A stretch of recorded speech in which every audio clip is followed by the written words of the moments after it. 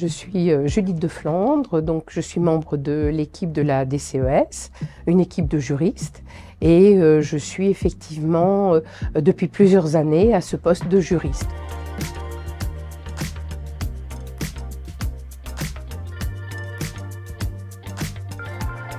Mon expertise individuelle, c'est des missions particulières sur des thématiques particulières.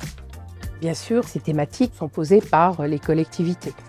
Et puis, dans le collectif, ce sont des projets collectifs que nous menons en général en binôme. À partir de grandes thématiques, ça peut être par exemple l'indisponibilité physique, ça peut être le chômage, ça peut être les contractuels de droit public.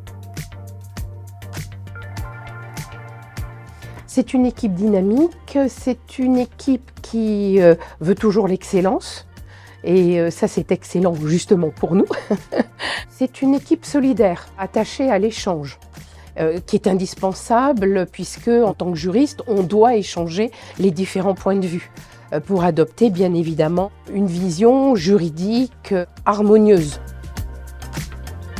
On s'aperçoit que le domaine RH se complexifie. Donc c'est une satisfaction quand on peut aider nos collectivités affiliées à résoudre le maximum de leurs problèmes juridiques en matière RH. Il y a aussi les agents qui sont concernés et donc les collectivités sont aussi satisfaites de résoudre les cas aussi personnels. Le travail d'innovation à la DCES est, je dirais, toujours d'actualité. Il a été d'actualité pendant la crise sanitaire où on a multiplié les webinaires pour être au plus près des collectivités.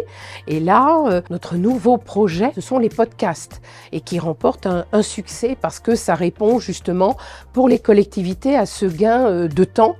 Et dans un laps de temps court, ils ont le maximum d'informations sur une thématique juridique ultra précise. On a ajouté les foires aux questions qui répondent aussi à un souci de précision. C'est un travail de veille. On doit être au top de l'actualité.